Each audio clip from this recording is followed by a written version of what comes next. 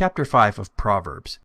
My son, attend unto my wisdom, and bow thine ear to my understanding, that thou mayest regard discretion, and that thy lips may keep knowledge. For the lips of a strange woman drop as an honeycomb, and her mouth is smoother than oil. But her end is bitter as wormwood, sharp as a two-edged sword. Her feet go down to death, her steps take hold on hell. Lest thou shouldest ponder the path of life, her ways are movable, that thou canst not know them.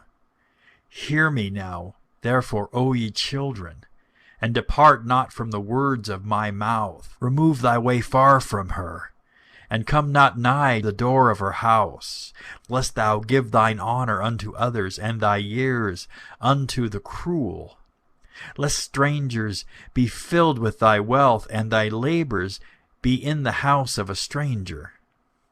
And thou mourn at the last, when thy flesh and thy body are consumed, and say, How have I hated instruction, and my heart despised reproof, and have not obeyed the voice of my teachers, nor inclined mine ear to them that instructed me. I was almost in all evil in the midst of the congregation and assembly. Drink waters out of thine own cistern, and running waters out of thine own well. Let thy fountains be dispersed abroad, and rivers of water in the streets. Let them be only thine own, and not strangers with thee. Let thy fountain be blessed, and rejoice with the wife of thy youth. Let her be as the loving hind and pleasant roe. Let her breast satisfy thee at all times, and be thou ravished always with her love.